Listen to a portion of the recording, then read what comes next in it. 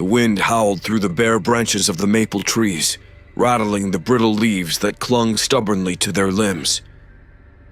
It was Halloween night, and the streets were alive with the sounds of children laughing, the rustling of costumes, and the occasional shriek of a plastic skeleton coming to life. Every house on Maple Street was adorned with grinning jack-o'-lanterns, their flickering faces casting soft orange glows that warded off the encroaching shadows of the evening. All except one house.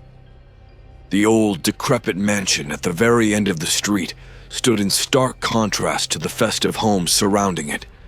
Its windows were dark and cracked, the paint on its walls long faded to a sickly gray. Overgrown weeds strangled the rusted gate that led to its front yard, and the once proud oak tree that stood before it now loomed like a skeletal sentinel, its gnarled branches reaching out as if to ensnare anyone foolish enough to come close. No one had lived there for years. At least, that's what everyone believed. But tonight, it wasn't just the wind that whispered along Maple Street. Tales of the haunted house had spread for generations, passed down from older kids to younger ones, each adding their own embellishments to the story. Some said the house was cursed, that anyone who entered never came back out. Others claimed to hear voices, faint and distant, coming from inside when the wind blew just right, and every Halloween, the daring would gather on the sidewalk just beyond its rusted gates, teasing each other about entering, but never following through. Except this year, something was different. "I bet you're too scared to do it," Danny whispered, his eyes gleaming beneath his vampire cape. He glanced at the others, Sarah, Marcus, and little Tommy, each one dressed in their finest Halloween costumes, but all with the same look of trepidation on their faces. Sarah, wrapped in her glittering witch's cloak, glared at Danny. "I'm not scared," she snapped, though her voice wavered slightly. "But it's stupid to go in there. You know what people say." Marcus, the oldest of the group, shrugged from beneath his werewolf mask. "They're just stories," he muttered, though he kept his gaze fixed on the house, as if expecting the cracked windows to blink. Little Tommy, dressed as a pirate with an oversized hat, tugged nervously at Sarah's sleeve. "I don't want to go in there," he said, his voice barely above a whisper. Danny scoffed. "Come on, it's Halloween. If we don't at least go up to the door, we'll never hear the end of it from the other kids. Besides, it's probably just some old junk inside. Nothing scary." Sarah hesitated, her eyes drifting back to the house. It seemed to stare back at her, the darkness within its windows like hollow eyes, watching them from across the street. The wind picked up again, a low moan that seemed to carry a warning. "Fine," she said at last, squaring her shoulders. "We'll go up to the porch. Just the porch. But we don't go inside. Got it?" The others nodded, even Tommy, though his tiny hand trembled as he held onto Sarah's arm. Together they crossed the street, the air growing colder with each step they took toward the house. The laughter and excitement from the other trick-or-treaters seemed to fade away, replaced by the steady creaking of the old iron gate as Marcus pushed it open. The gate groaned like a wounded animal, sending a shiver down Sarah's spine. She glanced at Danny, who smirked as if he weren't scared at all, though his fingers gripped his plastic candy bucket just a little tighter. The front yard was a tangled mess of dead weeds and scattered debris, the earth dry and cracked beneath their feet. The porch loomed ahead, its wooden steps splintered and sagging with age. And yet, despite the house's decay, the door stood closed and intact, as if waiting for them.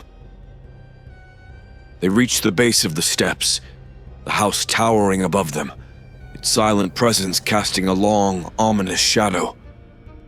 For a moment, no one moved, the weight of the stories they had heard suddenly bearing down on them. And then, as if in response to their hesitation, the door creaked open ever so slightly, a thin sliver of darkness beckoning them forward. Did you see that? Tommy whispered, his voice trembling. Danny swallowed hard, his bravado fading. It's just the wind, he said, though he didn't sound convinced. But the wind had stopped, and the door continued to open. For a long moment, none of them spoke. The door stood slightly ajar, as if the house itself was inviting them inside. Tommy, clutching Sarah's arm, stared wide-eyed at the dark opening, his candy bag forgotten at his side. Marcus shifted uneasily from foot to foot, glancing at Danny, who was now uncharacteristically quiet. The bravado from earlier had evaporated, leaving an uncomfortable silence in its wake. Sarah cleared her throat, her voice low. Okay, we've made it to the porch. That's enough, right? Danny shook his head, his voice strained but determined. We've come this far. We might as well go in. Just for a second. He stepped forward, his movements stiff and unnatural. Unless you're scared, he added. But the usual taunt in his voice was missing. Marcus grumbled something under his breath, but nodded. Just a quick look, then we're out. He didn't sound confident either, but he followed Danny to the door. Sarah tightened her grip on Tommy's hand, and taking a deep breath, led him toward the others.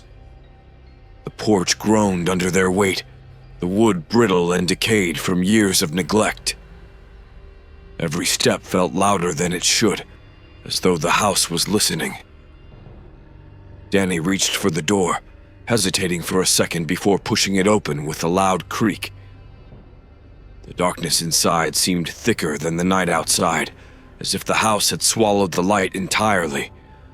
A faint, musty smell wafted out, mixed with something else, something sour and unfamiliar. See? Danny whispered, though his voice lacked its usual confidence.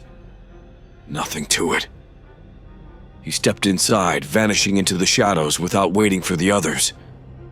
Marcus followed quickly, the floorboards groaning under his weight as he disappeared into the gloom.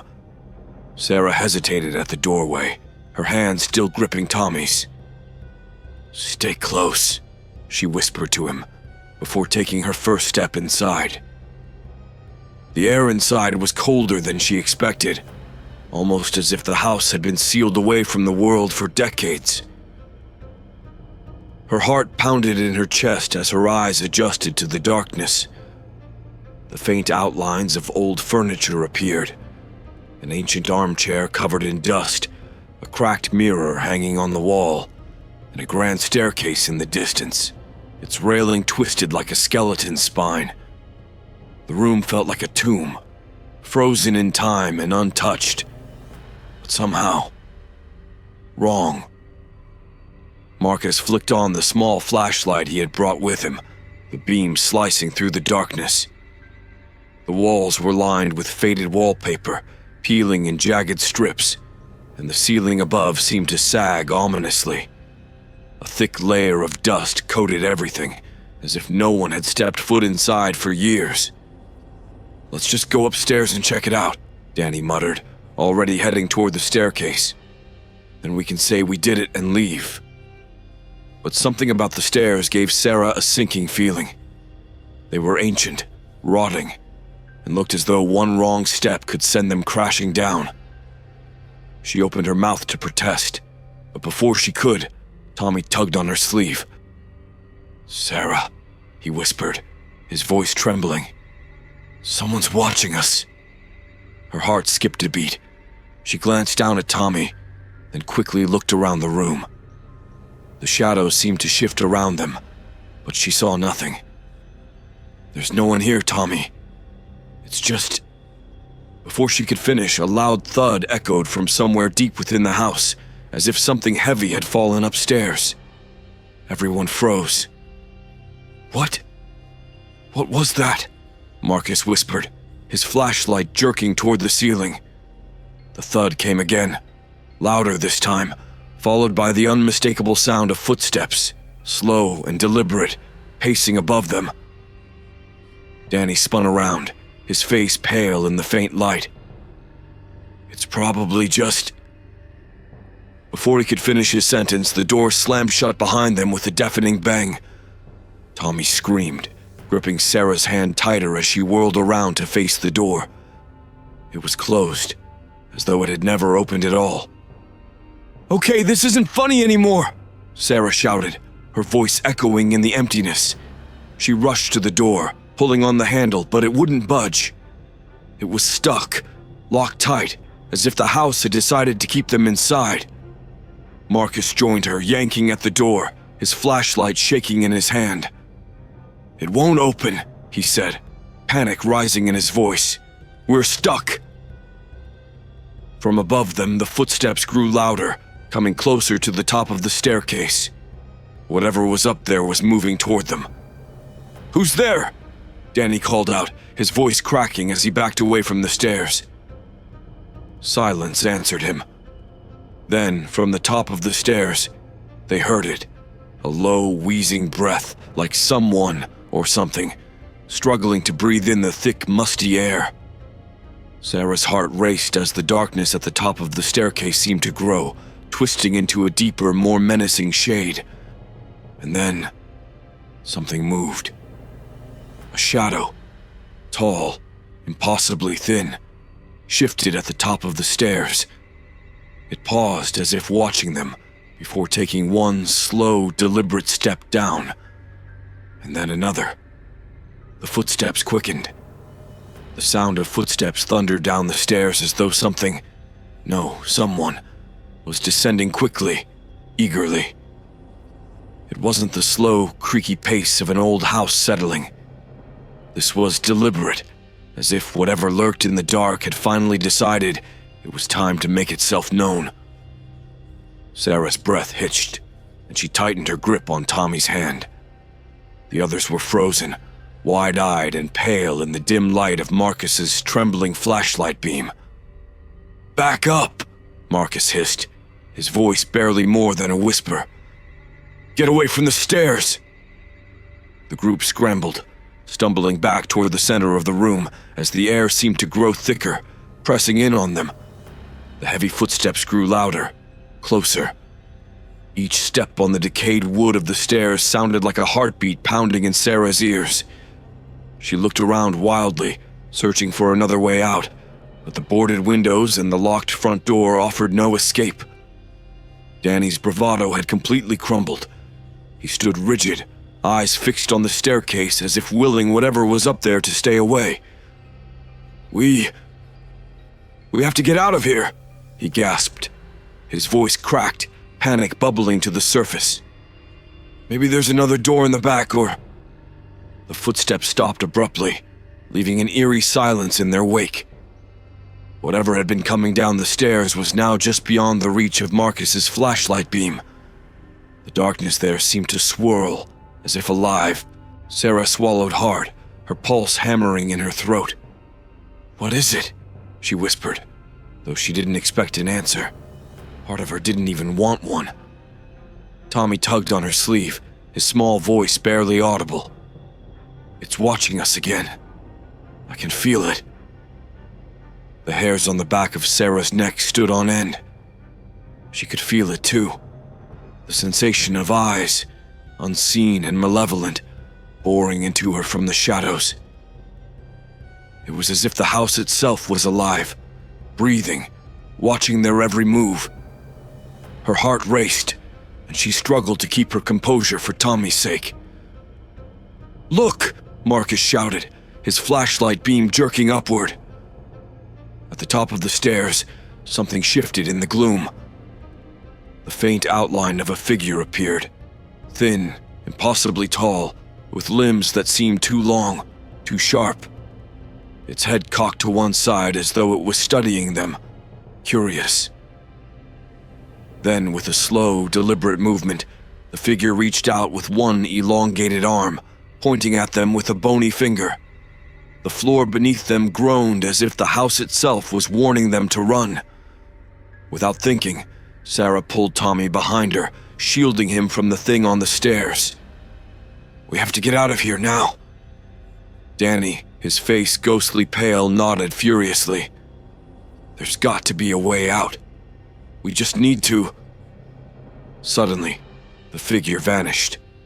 1 second it was there, looming above them, and the next, it had melted into the shadows, leaving only the faintest trace of a cold, lingering presence. For a brief, terrifying moment, the house was silent. Then, from above, came another sound. A soft creaking, like old hinges being forced open. "The attic," Marcus whispered, his voice barely audible. His flashlight flickered as he pointed it toward the ceiling. "Something's up there." The thought made Sarah's blood run cold. The attic. The one place in every haunted house that no one ever dared to explore. But here, they had no choice. Danny's eyes were wide, his voice trembling. "We're not going up there, right? We don't have to..." Another loud creak, followed by a slow, dragging noise, came from the ceiling. Something was moving in the attic now, pacing, waiting. Marcus set his jaw, fear clear in his eyes. If there's a way out, it might be up there. Maybe a window or... something. He didn't sound convinced, but it was all they had. Sarah took a deep breath and looked at the others. She was scared, terrified, really. But they couldn't just stand there waiting for whatever was in the house to come for them. She had to stay strong for Tommy. "Let's go. But we stick together, no matter what." With trembling hands, Marcus led the way toward the narrow staircase that wound up to the attic. The house creaked ominously around them, as if the walls were closing in. Each step they took echoed loudly, magnifying the tension with every creak of the ancient wood beneath their feet. The door to the attic stood ahead, slightly ajar, a thin line of shadow spilling out from the crack. Sarah's breath came in shallow gasps as they approached. Every instinct screamed at her to turn back, to run, but there was no turning back now. They had come too far. Marcus pushed open the attic door slowly, his flashlight sweeping the dusty space. The attic was a vast open room, its rafters looming like skeletal fingers above them. Old furniture lay shrouded in white sheets, casting eerie shapes in the darkness. But the thing that caught Sarah's eye wasn't the furniture. It was a small trapdoor in the ceiling, slightly open, its wooden cover hanging by a single rusty hinge. As she stared at it, she felt a chill deeper than any cold wind. The trapdoor hadn't always been open. Something or someone had unlocked it, and whatever had come through was still here. The attic felt impossibly still, as if the air itself had turned heavy and thick. Dust swirled in the beam of Marcus's flashlight, casting faint shadows that danced along the rafters. The others clustered behind him, their breaths shallow, eyes wide with fear. Tommy clung to Sarah's arm, his small fingers trembling. Danny was the first to break the silence, his voice barely above a whisper. "We shouldn't be here. There's something wrong. Really wrong."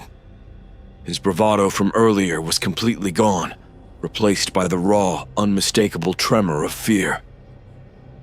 Marcus slowly swept the flashlight across the room, its narrow beam gliding over broken furniture draped in tattered sheets, casting the eerie silhouettes of forgotten shapes. The attic was filled with old relics, a moth-eaten armchair, a broken dresser, and a dusty trunk sitting in the far corner. But it wasn't the forgotten furniture that held their attention. It was the open trapdoor in the ceiling. It hung slightly ajar, swaying ever so slightly as if something had recently passed through it. "Why is it open?"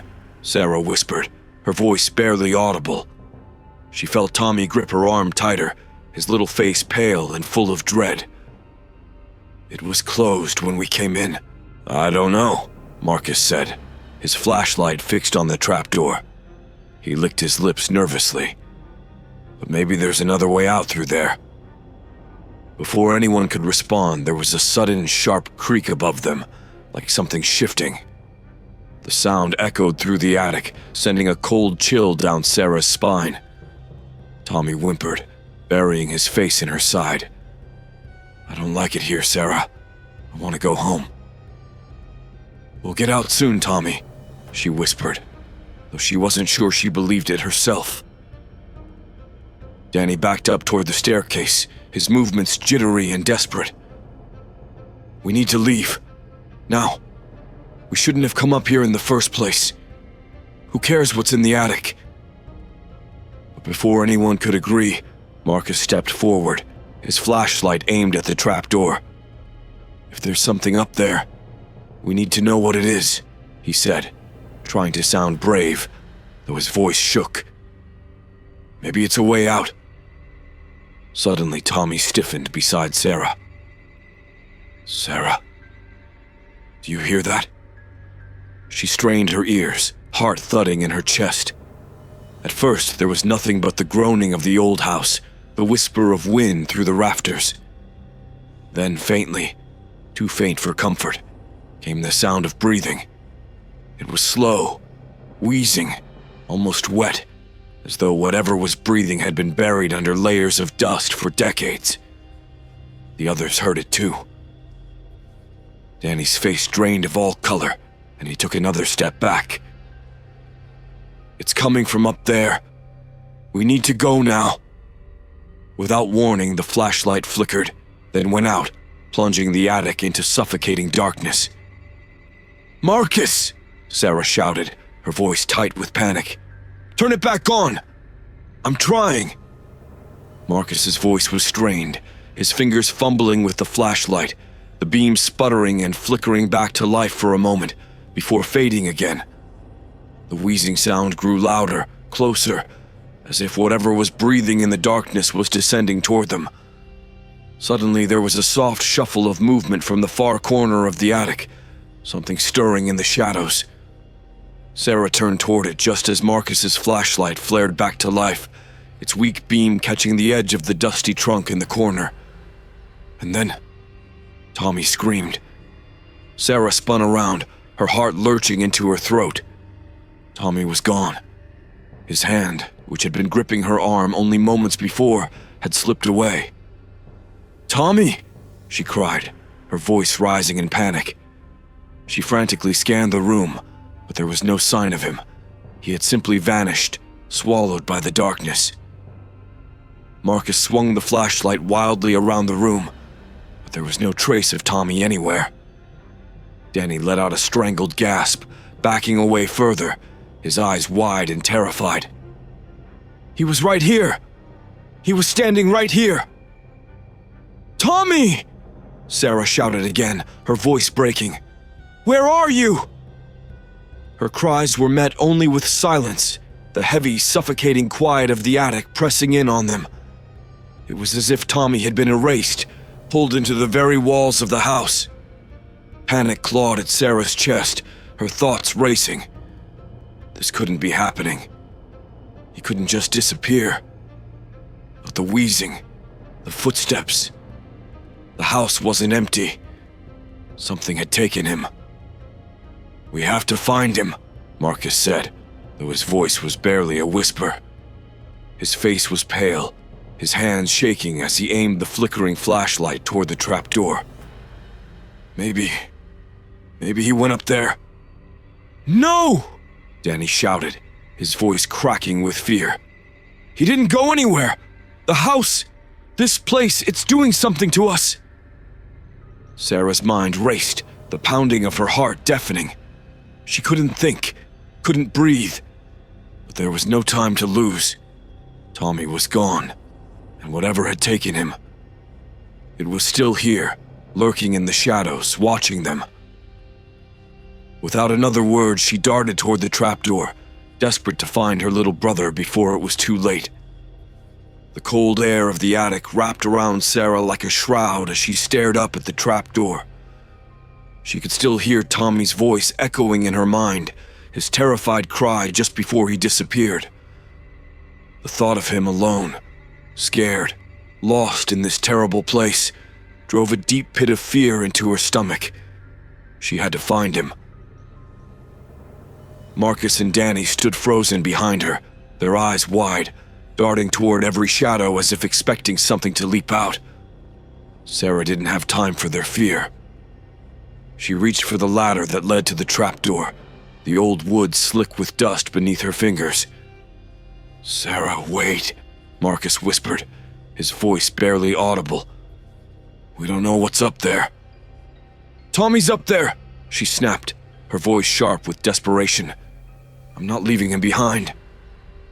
Before either of them could protest, she climbed up the rickety ladder, pushing the trapdoor open with a loud creak.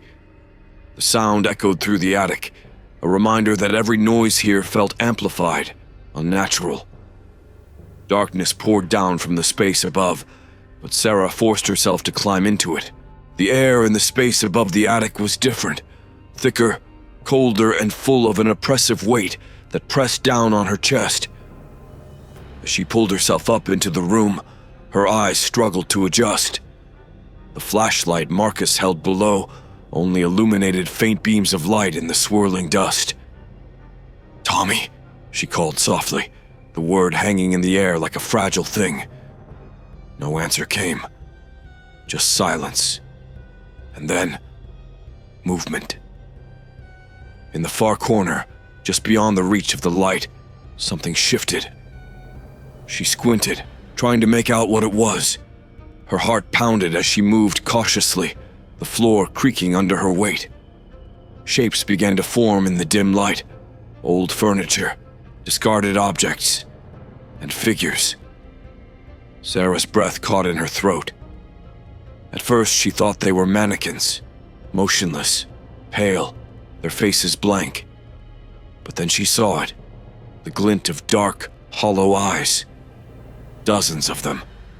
Standing in the shadows scattered throughout the space were human figures, children, their bodies unnaturally still, their faces devoid of life. She stifled a scream, her legs trembling beneath her. The children were dressed in old-fashioned clothes, their hands limp at their sides. But their eyes, those empty, soulless eyes, stared straight ahead as if waiting, as if watching. Marcus's voice echoed from below, frantic. "Sarah, what's up there? What do you see?" But she couldn't answer. Her eyes were locked on one of the figures, a little girl standing near the back of the room. Her dress was tattered, faded, her long dark hair tangled and matted. Sarah swallowed hard, her heart pounding louder in her ears. The girl's head slowly turned, the movement stiff, mechanical. And then, in a voice that was barely more than a whisper, she spoke. "Help us." Sarah took a step back, her breath hitching in her throat. The girl's lips barely moved, but her eyes, they were filled with something far darker than fear. Desperation, perhaps, or hunger. The girl took a step forward, her bare feet silent on the dusty floor. "He's here," she whispered, her voice thin and hollow. "With us." Sarah's skin prickled as the other children began to shift, their heads turning, their eyes fixing on her. The forgotten residents of the house had woken, and they weren't alone. Behind them, something darker stirred. A shadow, a towering figure shrouded in the gloom, moved through the space, its shape almost human but too distorted, too wrong. Its limbs were long and crooked, its presence filling the room with an overwhelming sense of dread. The children parted as it moved, allowing it to pass. Who are you?" Sarah whispered, backing away toward the trapdoor. She felt the wood under her feet groan as she neared the edge. "Hiss," the girl whispered, We're his. The shadowy figure stopped at the center of the room, its head tilting slowly towards Sarah. Its face, or what passed for one, was obscured in darkness, but the malevolence it radiated was suffocating. She could feel it. Whatever it was ancient, hungry, and full of malice. "Run!" she screamed, scrambling down the ladder as quickly as she could. Marcus and Danny were already backing away, eyes wide with terror as Sarah hit the floor of the attic, her legs shaking. "Go! Go! Go!" she cried, pulling Marcus by the arm as the three of them bolted for the stairs. Behind them, the creak of footsteps, many, too many, followed. "What did you see?" Marcus shouted breathlessly as they fled down the stairs, the house groaning around them. "Children!" Sarah gasped. "They were children. And something else. Something worse." They stumbled down the final steps into the cold, dark hall below. But even here, the oppressive presence of the house seemed to follow them. Sarah's mind raced. Tommy was still up there, trapped with those things. They had to find him. But how? As they reached the bottom, the door to the kitchen at the far end of the hall swung open on its own, as if beckoning them inside. And from the darkness beyond, a voice called, soft, broken, and unmistakably familiar. "Sarah!" It was Tommy. Tommy's voice echoed through the darkened hall, faint and distorted, as if it came from somewhere far away, or from deep within the house itself. Sarah froze, her heart thudding painfully in her chest. She glanced at Marcus and Danny, who were both pale, their faces filled with disbelief and fear. "That's him," Sarah whispered, her voice barely audible. "It's Tommy. He's still here." Marcus shook his head, his eyes wide. "No, that's not him. It can't be. You saw what was up there. Those things." Danny took a step back, his breath coming in shallow, rapid gasps. "It's a trick. It has to be. We need to get out of here. Now." But Sarah couldn't leave. Not without Tommy. The house had him, but she could still hear his voice. He was alive. She knew it. "I have to find him," she said, her voice trembling. Without waiting for their response, she started toward the open kitchen door. Behind her, the house seemed to groan, the walls closing in as if urging them to leave. But she couldn't turn back now. "Sarah!" Marcus called after her, but his voice was distant. All she could focus on was that small, desperate voice calling her name from the shadows. The kitchen was cold, the air thick with the scent of mold and decay. Every surface was coated in dust, and the old appliances sat in rusted silence, relics of a time long forgotten. The moonlight that filtered in through the cracked windows offered little comfort. "Tommy," Sarah called softly, her voice trembling. The kitchen remained still, oppressive. Her heart pounded in her chest, but she couldn't stop now. "Tommy, where are you?" A soft rustling came from beyond the kitchen, near the back of the house. A door she hadn't noticed before was cracked open, leading into what looked like a narrow hallway. Sarah hesitated for a moment, but the sound of Tommy's voice, faint but clear, spurred her forward. "Sarah, help me." She pushed through the door and into the hallway. It was darker here, colder, and the floor beneath her feet seemed to creak with each step, as though the house was shifting under her weight. The walls were lined with old, faded photographs, families who had once lived here, their faces pale and expressionless in the gloom. But something about the pictures unnerved her. The longer she looked, the more the faces seemed to change, twisting, distorting, as if the house itself was altering their history. "Tommy," she whispered again, moving deeper into the hall. Behind her, the distant sound of Marcus and Danny's footsteps echoed faintly. They had followed her after all, though their presence did little to soothe the growing sense of dread that clung to her. The hallway led to a small room at the back of the house. The door was slightly ajar, a sliver of light spilling out into the hall. Sarah's heart pounded in her chest as she approached. She knew Tommy was in there. She could feel it. But as she reached the door, a voice stopped her in her tracks. "Don't open it," Marcus hissed from behind her. "Whatever's in there, it's not Tommy. The house is playing tricks on us." Sarah shook her head, her hand hovering over the doorknob. "I heard him. I know it's him. He's scared. I have to help him." Danny stepped forward, his face pale and drenched in sweat. What if it's like the others? Like the children upstairs? His voice was trembling. "We barely got out of there. What if whatever took Tommy is trying to take you too?" But Sarah's hand was already on the doorknob, turning it slowly. She had come this far. She couldn't stop now. The door swung open with a long, drawn-out creak, revealing a small, dimly lit room. And there, sitting in the corner on a dusty old chair, was Tommy. He looked up at her, his face pale, his eyes wide and full of fear. "Sarah," he whispered, his voice barely above a breath. "Help me. Please." Relief washed over her, overwhelming and blinding. She rushed forward, kneeling in front of him, her hands gripping his shoulders. "Tommy, I'm here. We're going to get out of here, okay? We're going home." But as she reached for his hand, something cold and slick brushed against her skin.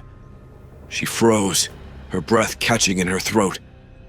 The air in the room seemed to change, growing heavier, thicker with something foul. Slowly, she looked down at Tommy's hand, her stomach twisting. It wasn't his hand at all.